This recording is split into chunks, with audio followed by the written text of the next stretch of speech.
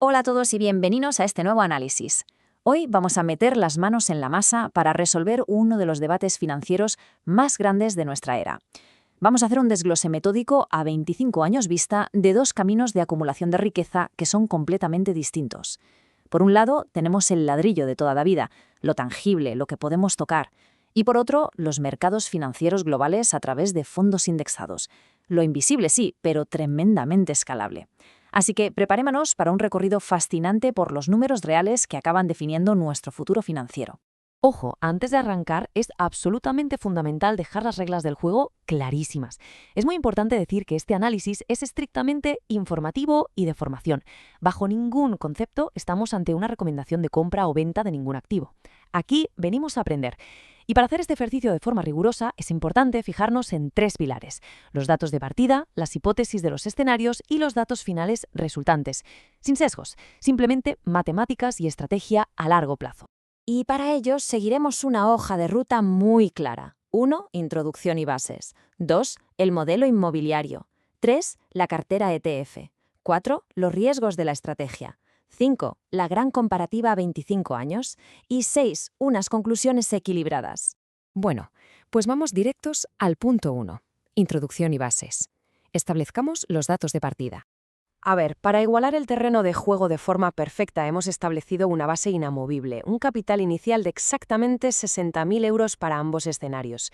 Y hay que detenerse un segundo a pensar en lo que significan esos 60.000 euros, porque representan muchos años de sudor, de ahorro continuo y de bastantes sacrificios.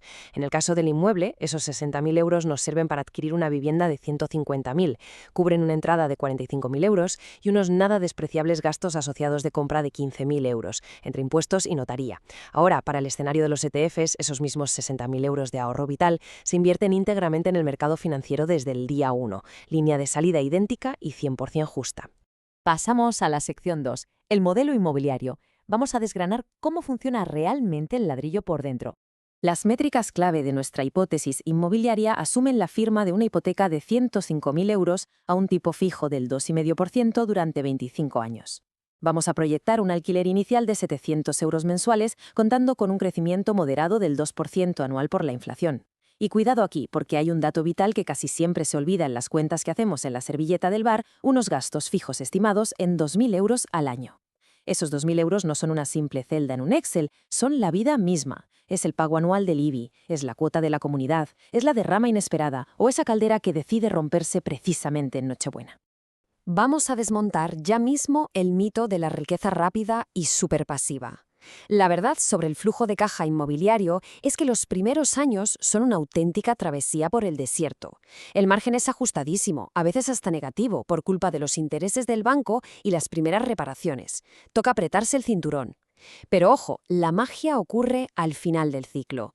La hipoteca sigue pidiendo exactamente la misma cuota de siempre, pero el alquiler ha ido subiendo año tras año hasta rondar los 1.100 euros mensuales.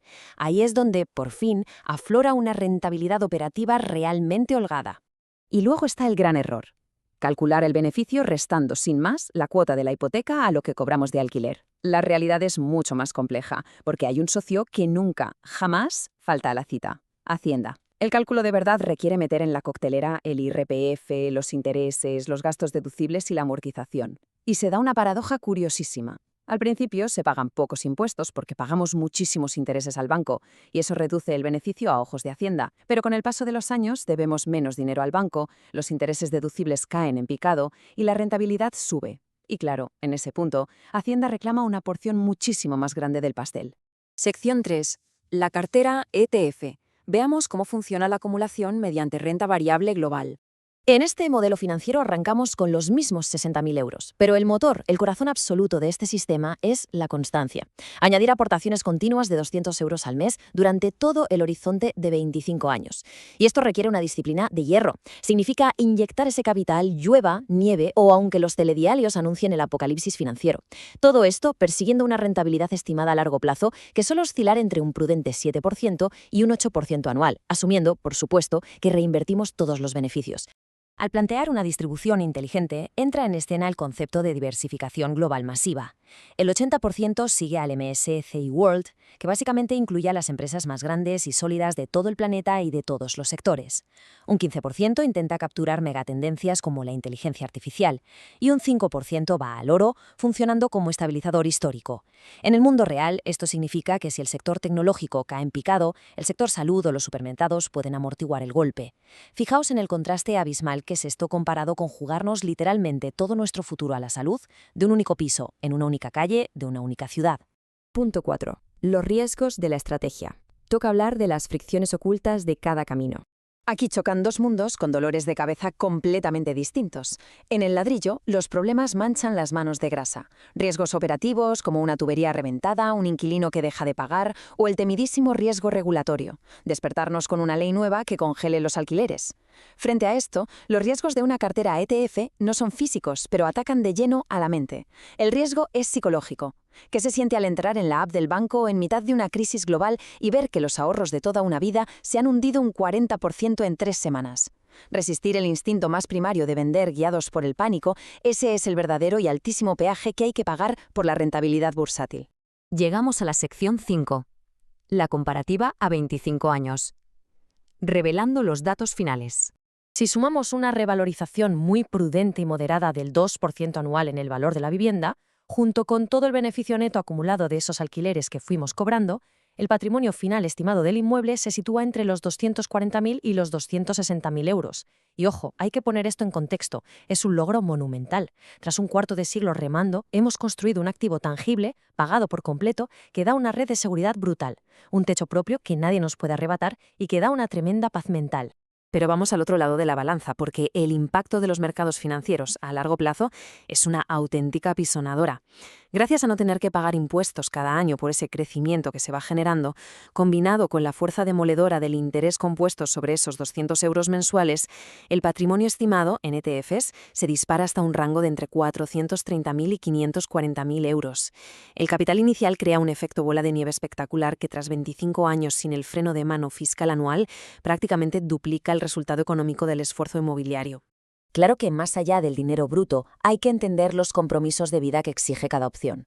Es matemático que los ETFs ganan en patrimonio absoluto y tienen liquidez instantánea. Haces un clic y tienes el dinero en tu cuenta en un par de días. Sin embargo, la vivienda tiene un arma secreta que para muchísima gente no tiene precio. Su volatilidad visible es mínima. El precio de tu piso no está parpadeando en rojo y verde en una pantalla del móvil cada 5 segundos. Esa ilusión de estabilidad evita que vendamos presas del pánico. Y es precisamente lo que permite a tantísimas personas dormir a pierna suelta todas las noches, compensando sus problemas de liquidez y sus altos impuestos. Punto 6 y último. Conclusiones equilibradas. Vamos a repensar la cartera moderna. La generación de nuestros padres y abuelos puso casi toda la carne en el asador del ladrillo, y en aquel entonces tenía todo el sentido del mundo por la brutal inflación y porque apenas había otras alternativas accesibles. Pero el paradigma ha dado un vuelco espectacular. Las finanzas modernas han democratizado la inversión como nunca antes en la historia. Hoy en día, una estrategia de ETFs disciplinada y de bajas comisiones compite de tú a tú y muchas veces supera al mercado inmobiliario de siempre, y lo hace sin tener que reparar una sola tubería. Por lo tanto, para que meterse en el mercado inmobiliario tenga sentido numérico a día de hoy, ya no vale con comprar cualquier cosa.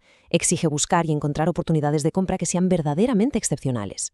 Y para rematar, plantear todo esto como una especie de guerra a muerte entre el ladrillo y la bolsa es quedarnos un poco cortos.